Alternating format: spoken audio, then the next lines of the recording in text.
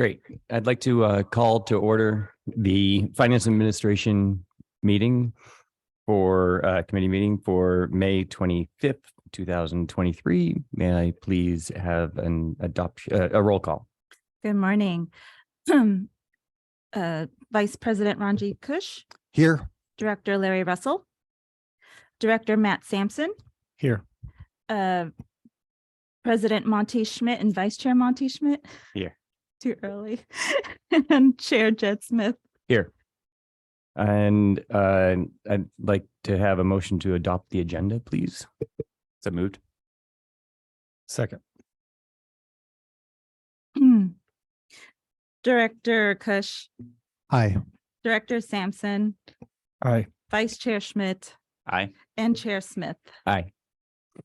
Any public comment on this part of the meeting, the agenda? There are none.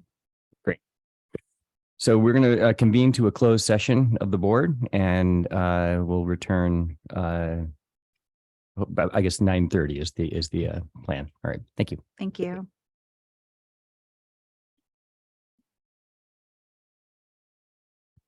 Okay, great. We are reconvening from our closed session and have nothing to report. So now we'll let's see. We'll begin our regular Finance Administration meeting. Sorry, we adjourned at 9:30 a.m. Any public comment on items not on the agenda, please? There are none. Great. And I'd like a motion to approve the minutes. So moved. Second. Roll call. Director Kush, Aye. Director Russell, Aye. Director Sampson. Aye. Vice Chair Schmidt Aye. and Chair Smith. Aye. Aye. Okay, now we'll move on to item 2, which is our human resources report. Thank you, Vicki, for joining.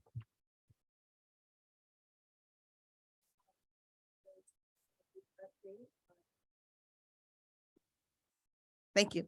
Good morning, everyone. I'm here to give a brief update on an HR program and talk about a little bit about promotions and our process for requesting to fill. So I'll start off with our flex staffing program. In 2021, staff developed a program to support our internal promotion process, and it's called our flexible staffing program. This program establishes a criteria for managers with the approval of the general manager to promote employees through a non-competitive process. So prior to the establishment of this program, we had another process that was informal, it was not well documented, and it didn't provide for transparency. So this program is beneficial in that it does provide for transparency. It brings some formality to the program and equality to the program, or equity to the program.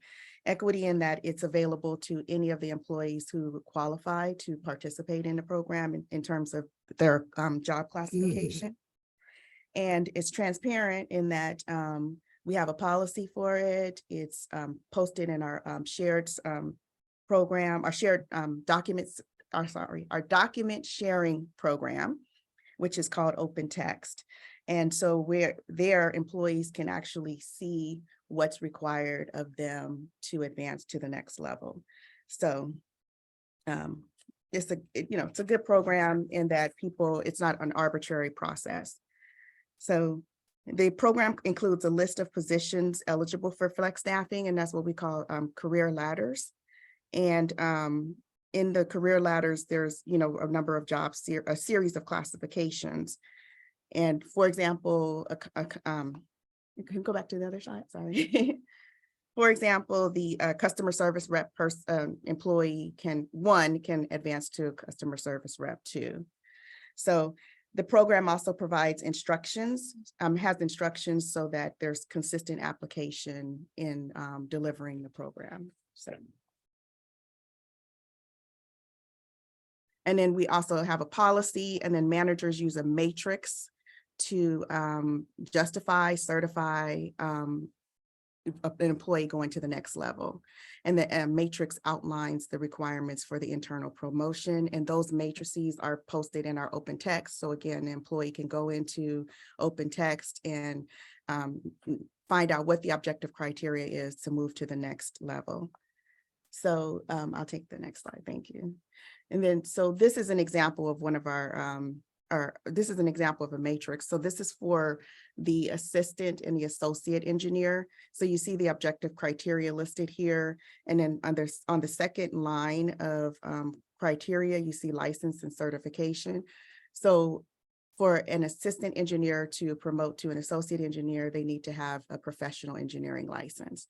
And so they have that objective criteria and other criteria. And this is just a snippet. So there's a list of things that they need to accomplish in order to move to the next level. So Vicky, if I could, so these are, what we're showing is certain classifications have the opportunity for non-competitive promotional opportunities. Right. And that's what Vicky's done over the last couple years. Take that program and formalize it with written criteria and clear processes for how those classifications move through the job family in a non-competitive way, distinguished from many, many jobs, of course, that are competitive internally or both internally and externally. Is it automatic? No. Yeah. Right, but if they meet the criteria, whether there's a slot or not, they promote to that title. Okay. Part of the process in looking at these jobs is, where is the district benefited by everyone moving up, and do we need everyone? So engineering, yes, we benefit of having everyone moving into the associate level and being more skilled. Some areas where we don't have non-competitive promotions, we may need only 2 out of 6 in that higher skill, and that would be competitive. Thank you, Ben. Okay. So on the next slide, I have a couple of examples of kind of what Ben just highlighted. So we have our reader repair workers. They can advance from a 1 to a 2. We obviously want them all to be a 2 level, so they're supported in advancing to those the next series in the classification or on the job ladder. So there are benefits to flexible staffing and internal promotion. One is on the recruitment side. It's a competitive tool, so it attracts people who want to go to an organization where they can see that there's some growth. It provides, I would think, some motivation for employees where they can see a path to grow into the next level of their position. And so they're motivated to gain additional skills that are also a benefit to the district as well, to have them have that skill. And retention. So I did a little bit of research on that, and according to LinkedIn's global talent trend, employees that work at companies that have internal promotion active tend to stay 41% longer than workers at companies where there's a lower rate of internal promotion. And we do have a nice retention rate here, as we discussed previously in another meeting. And then having an opportunity to grow can contribute to building a committed employee base, and also contributes positively to company culture. And that's a quote from the Society for Human Resources Management. And I just want to share on the next slide what our promotion looks like here. So I talked about the flexible staffing program. On the top grid, you'll see employees who have promoted through flexible staffing since January of 2023. So we had 4 people promote internally without competition. But to add to that, we had 9 people. We actually have 11 now, so we announced 2 promotions yesterday. But we had 11 people promote with competition, because there were opportunities that were made available after some retirements. So, and it had a cascading effect. So if you notice, the customer service rep did compete with promotion, because in that group, we don't need everyone to be at that level. So during flex staffing, you can go from a 1 to a 2, but if there's a 3 level, then it's not an auto, it's not available through the flex staffing. So we did have a customer service rep promote to a 3, and then we have an office assistant who is now an engineering tech. So sometimes it's not just a traditional career ladder. Some people go in opposite direction, in a different direction within the organization, and those opportunities are available for them. So with these promotions, they create vacancies, and that leads me to my next topic. And so in 2010, Marin Water needed to reduce operating expenses, and they held, at that time, 15 vacancies were held vacant, or 15 positions were held vacant.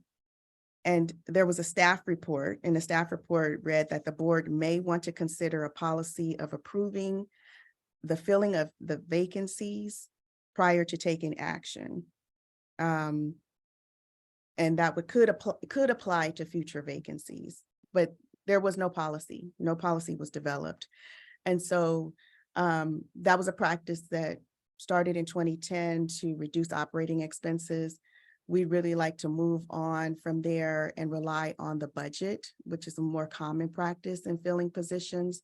And the more common practice is to, when there's a positive or increase in the budget or an impact to the budget, then you move on. And that would be in the cases where a position is reclassified to a higher level, and now we want to pay more money for that position, or we are adding unbudgeted positions. And that's typically when you go to the board or to a council and ask for additional, ask for approval. So, and it would benefit us because it would allow us to move faster in backfilling. We're not waiting for another meeting to occur to make that happen. And it would reduce the administrative workload in a number of different touch points to get that done. So in the next slide is Vicky, if I could just clarify. So the recommendation is that when positions are budgeted for, then filling those becomes sort of part of the they're just a no longer routine. requires additional board inputs, and this would be captured in a policy we're suggesting. No, so what I'm saying is that we have an adopted budget that outlines the cost of. Go ahead, I Vic. think he understood that Okay. piece. The question was, do we need to do a policy to make this change? The Okay. reason we were showing earlier on that there is no policy, in fact, that's enacted this. So really, it would be this committee, if you're supporting not coming to request to fill to the board for positions that are budgeted, a vacancy, we're just filling it as a matter of course. That's really the recommendation, acknowledging any changes that have financial hits, we would be bringing that to the board for discussion, Yes. because that's outside of the budget. It would Yes. be a budget increase. I think that makes sense. But it does bring up one thought, like the reverse happened in the last year, it seems like, where we purposefully did not fill positions for budget reasons. And I'm wondering if the board should have an input on. Oh, what that we yeah. brought that to the board repeatedly, what we were doing absolutely to save dollars, both slowing down the capital expenditure as well as not filling certain positions. So yeah, that So absolutely. those are approval items, or are they just? It was informational Okay. just to keep the board apprised of. I'm not sure that that it rose to a conscious decision, I'm just going to say, in terms of that we knew that we had unfilled positions, but I'm not sure that we ever reached a point where the board made a decision about having a hiring freeze. So I just think, It's a- and whether there was a clear understanding or not, I Yeah. wouldn't go back and do history. I think, but going forward, I think that maybe if as part of if this is like a policy that we're going to develop in some way or and write it up, is that we assume that when there's a vacancy and it's a position, we're just looking to refill a position, not change the budget. That I could see, let's just do that. That's maintaining, it helps for all the reasons we just talked about. If we're not backfilling a position, because of some change, I think it would just be good for the board to be notified and if they're, and let alone if we were to reach a point where we're intentionally not replacing positions as a budget matter, we should just make sure that we make that as a formal decision as a board. I guess another way to say it, is our goal to be fully staffed? Our goal is to be fully staffed. I guess my hesitation is, there are positions we're looking at, considering what to do with them, considering the timing to fill them, potential reclassification opportunities. I mean, I don't think you'd want to get in a place where the budget is a mandate. The budget is board authorization to spend these dollars. That's kind of what the budget is, with the understanding that staff is always looking for ways to be more efficient as opportunities arise in all areas of the budget. And through updates of, the monthly budget updates. But I appreciate what you're saying. And yeah, there wouldn't be the expectation. I mean, the budget is the communication of staff and the board and the public of how we're going to spend our money. And the expectation is if you're having significant deviations from that, there'd be engagement and discussion. So I think I understand. I mean, if we make decisions to change how we're staffing something because of efficiencies or just Right. changing in the nature of Right. technology, Right. and many different reasons, Right. that's fine. I'm Right. not saying Right. that that's a wrong thing. It'd Right. just be good To have the to just discussion. have the Right. discussion, just to be Absolutely. updated. It could be a quarterly thing. It So- doesn't have to be like Right. within 15 minutes. Today, of the decision. thought, it's a pretty narrow recommendation, is what we're saying, is just to shift our practice and not bring the request to fills. But I understand the context and the discussion. So there's not a policy we need to write up on this to move forward, just for clarity. I'm good with this recommendation. I'm not sure we're totally aligned on the desire to fill all the positions. And I don't know if I have a firm recommendation either, but I'm definitely getting a lot of feedback from staff that they're feeling like there's a lot of overtime work because we don't have Oh, filled positions. So You're going to see. it feels to me like we should have a request to fill. goal to Yes. fill the positions that we've approved Yes. already in the budget. Yes. I think that should be Yes. our goal. Yes, absolutely. And if there's a reason not to, then we can Right. talk about it. Yes, All right, thanks. absolutely. And just one question on understanding changes. Is it common to do budget amendments for approval on a 6-month basis, or? It's not uncommon as needed if you need to amend the budget. There's also, some fluidity that's inherent in the budget, like on capital projects that get delayed, other ones get picked up. We do try and keep the board apprised on those sorts of changes. At times, we would need to make a change to buckets, like move money from operating to capital or something like that. That would be a board action, I believe, an actual amendment to the budget.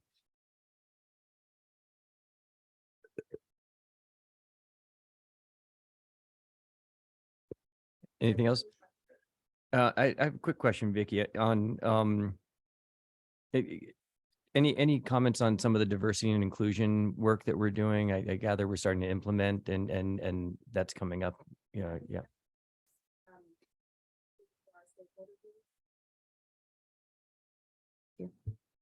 We just recruited for our stakeholder group, and our meeting is going to be June 2nd, our first meeting. And then a more full staff diversity and inclusion effort towards the end of the year is the plan. We're right now we're focusing on the training. Yep. And then overall strategy. The group that's being convened is intended to help frame the delivery of the training to the entire organization, to get buy-in in what that will look like and how we'll do that. Great. And any more comments on engagement, employee engagement? I know I've heard mention of possibly a summer barbecue or other ways to get folks together, broadly speaking, in the organization. And Yeah, so our recognition committee is right now taking nominations to recognize our peers for good work. And we are also planning the next barbecue. It's scheduled for mid-June, maybe late June. But we are it's in the works, yes. Well, this will be our first in person. We have quarterly employee recognition with a big summer barbecue and a winter, I don't know what Yeah, we call the it. the winter is a holiday theme. Right, kind of a holiday theme. And with COVID, this is our first one since COVID back in person. We also are close to having a date, and we'll get that out to the board because we'd love the board if you're available to join us. Great, thanks. Thank you, Any comments? Okay, thank you, Vicky. thank you. There are no public comments. Okay, moving on to item 3, Brett, our monthly financial update. And we are ahead of time.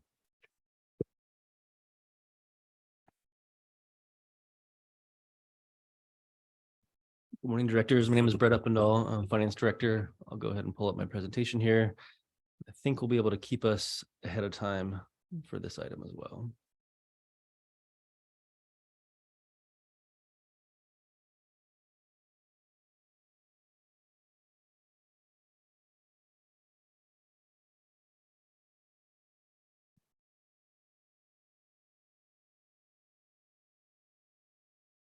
Okay, this is the monthly financial update for the period ending April 2023. And that puts us at 83% of the fiscal year, so 2 months left to go. And I'll just let you know at the onset of this presentation, there's not a lot of change in the numbers from last month. So we are still pretty much on track in all the major areas, or at least not on track, but on the same trend we've been looking at the last few months. Revenues here shown in front of you. I think we've been talking about this all year. Water revenue being the laggard in this category in terms of comparison to budget. But we are still tracking in the range we've been planning on for the year. So no surprises there. We do have some updates there on the capital revenue, specifically on the fire flow fee that comes with our property tax disbursements from the county. And so we did receive that over the last couple of weeks. And so we are now trending much closer to 100% there. We get a final true up settlement from the county around June. That'll bring us closer to that 4.5 number. Our the rest of our capital revenue is primarily CMF, and that comes in monthly. And again, that's pretty much on track for where we'd expect to be at this point in the year. This is the finer breakdown of our water sales, and this has become a familiar chart to you by now. The columns in the middle and on the right, middle and the right are both fixed fees. So those tend to track much more consistently with the budget, 95 to 100% each month. And then tracking down there at the bottom, 98% of expected actuals. So no surprises there. I would say on the water sales side, on the far left of the screen, we have started to slow down a little bit there. And again, this is a 2-month lag. So we're really looking back into January, February, which were, wet months essentially here. So after having a couple months there on the screen here, at least in terms of our billing data, December, January, February, we started trending a little closer to budget in that higher 80s, even hitting 90 at one point, 90% of expectations.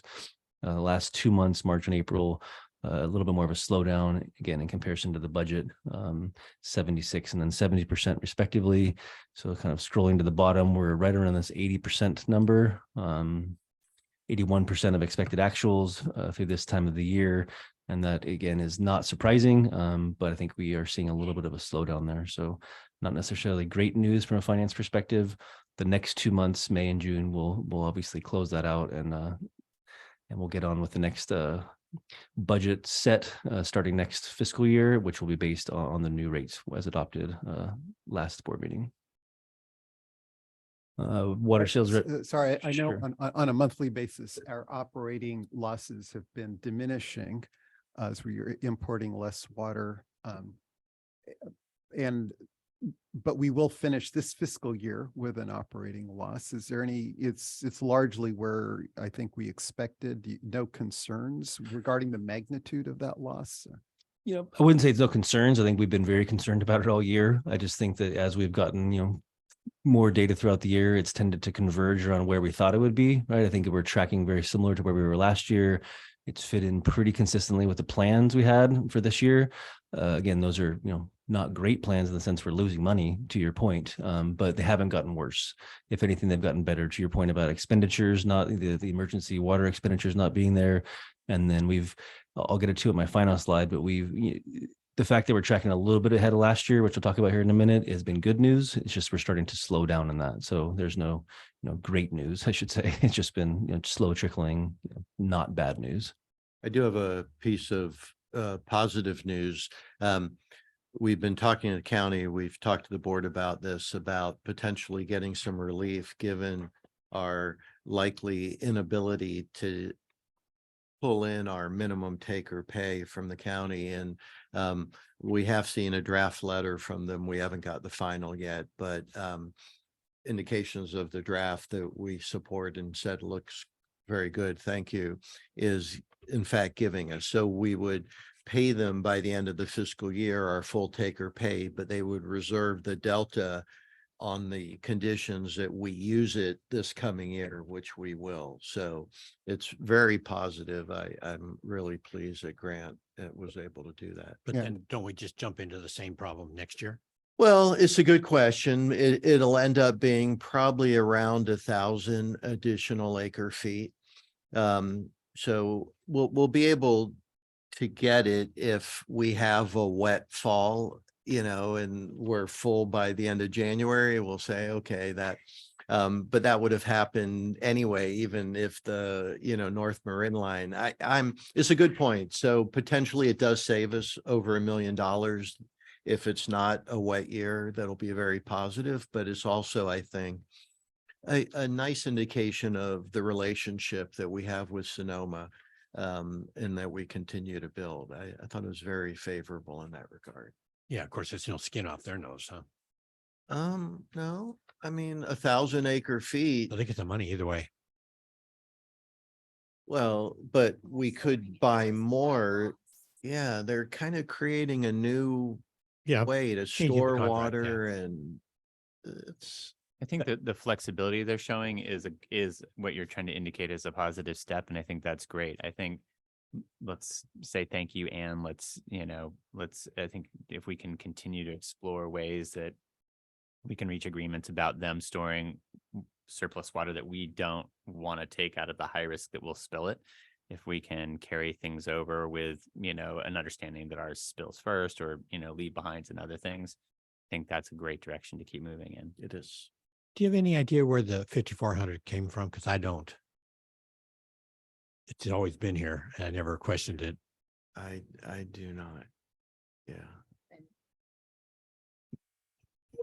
I think it's a good point, Director Russell. I think it's just been kind of folded over in the two agreements for a number of years. So Yeah, I think Grant probably knows.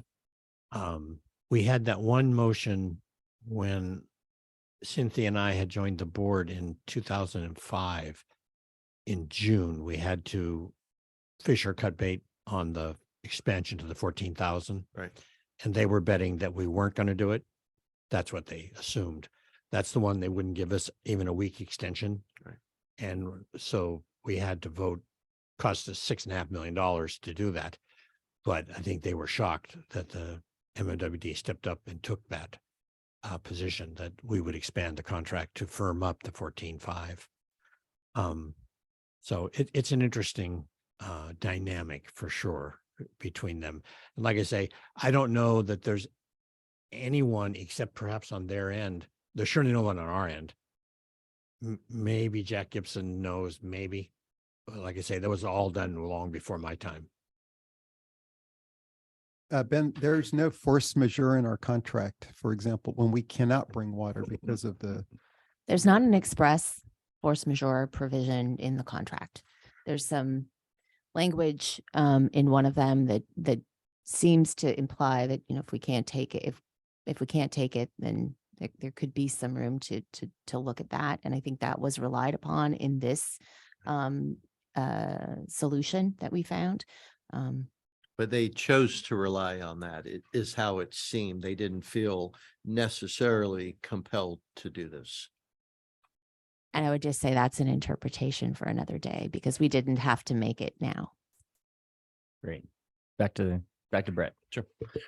So this is the chart we've been showing each month, just how we track our variable water sales in relation to the budget. Similar information as the last slide, just graphically showing. So we're, as you can see on the right-hand side there, we're kind of in that $9.5 million range right now.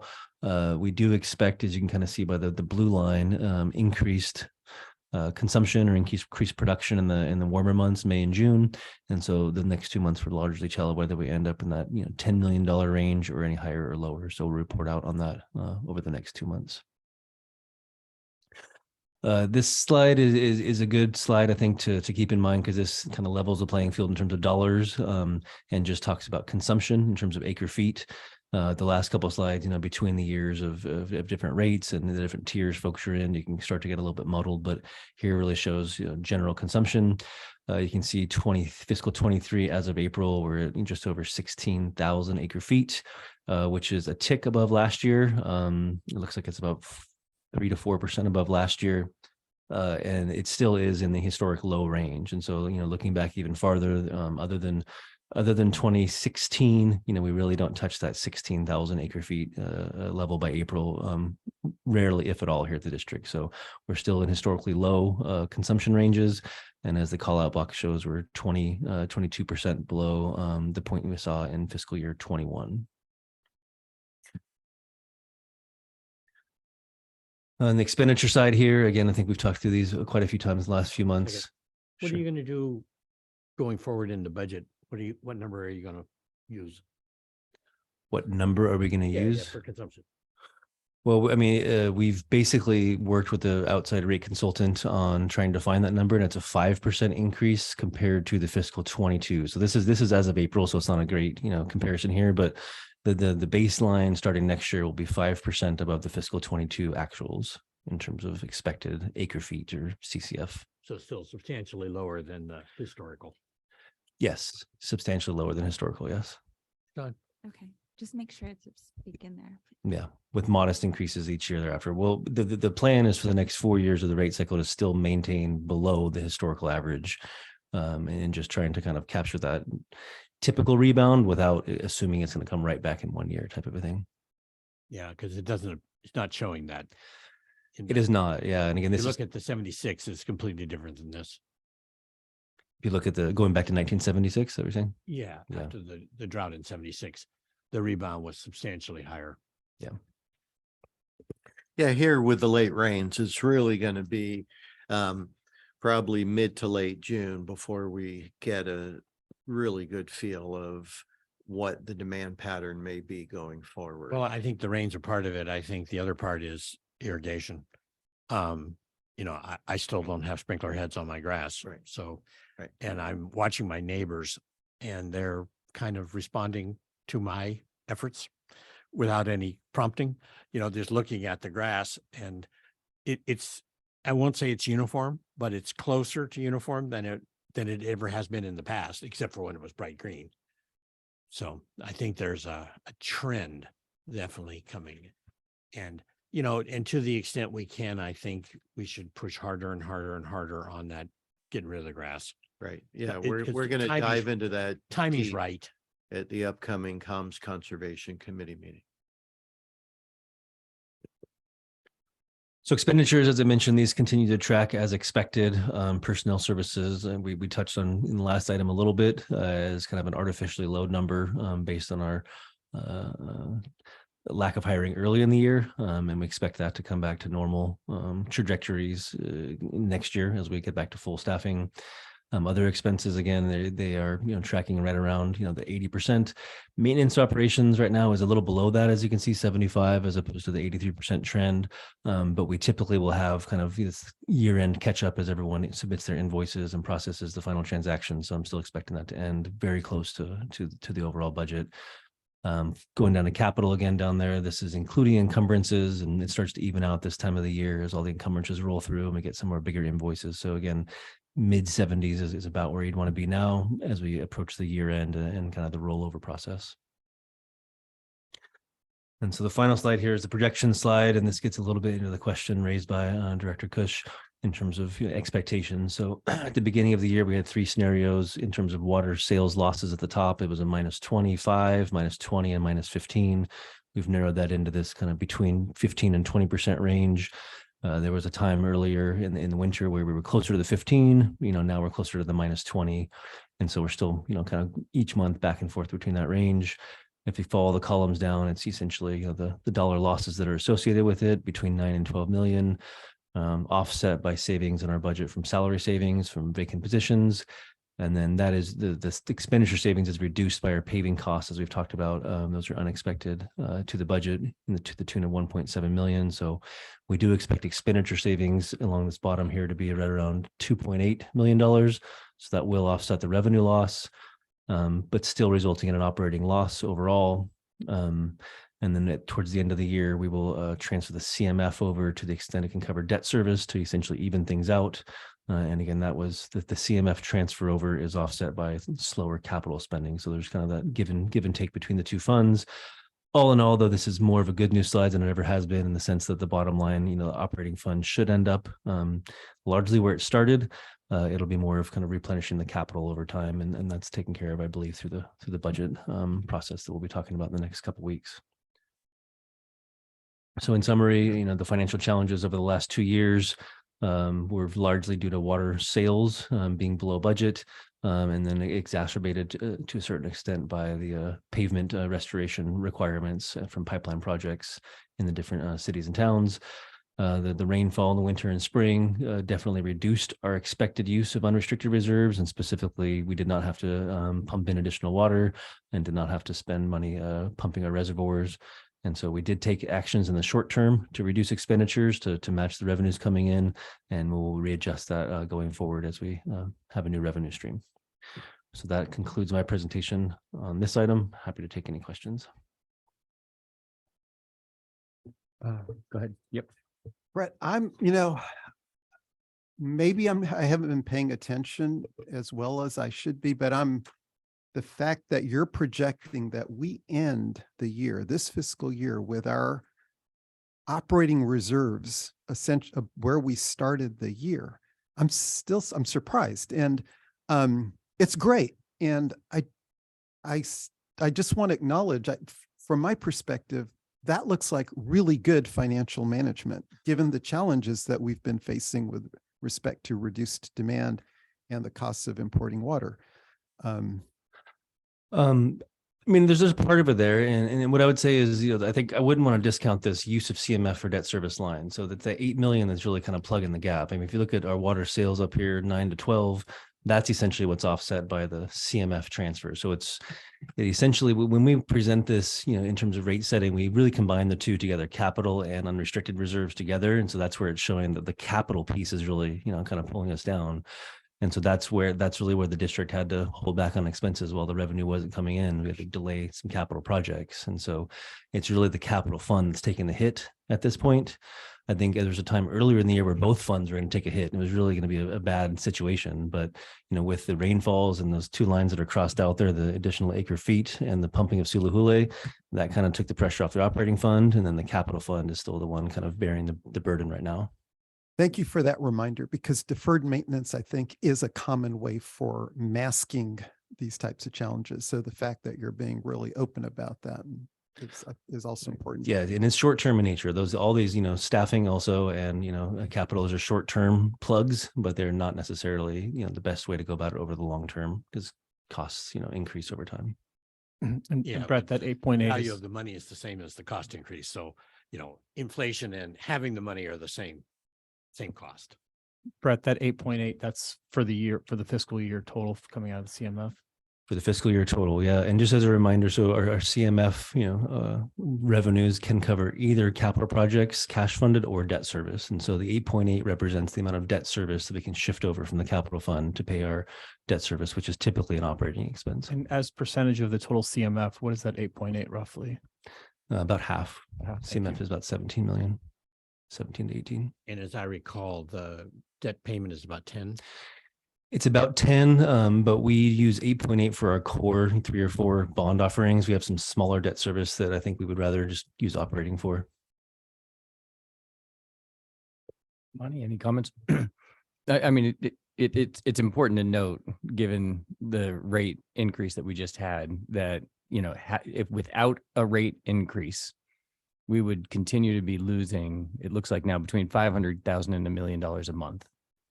And so we had to make a move. We've been depleting our reserves. It was imperative that to keep solvent and to invest in our infrastructure, that we increase rates. And it was not frivolous, and it's just we have plenty of reserves. I mean, this was given all the things with inflation, with the capital needs, with the hiring needs, we had to go forward. And yes, we're doing a little bit better, but I think it's important to note that.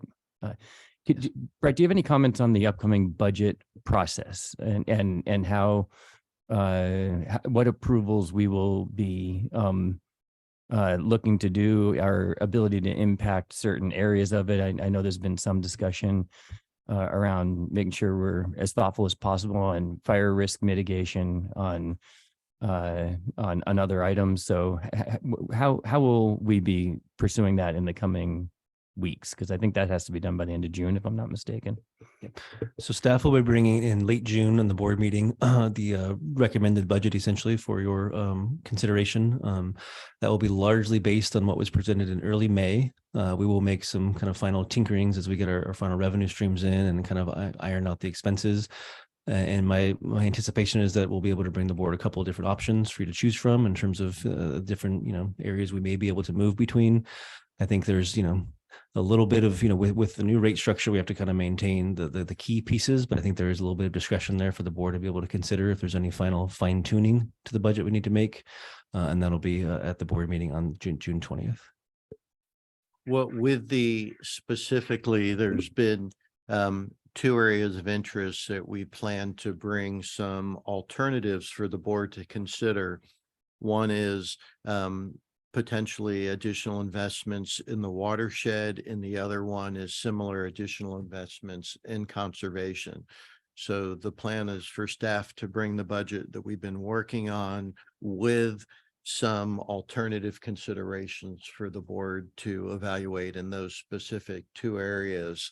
And then through the discussion, ideally, we reach adoption.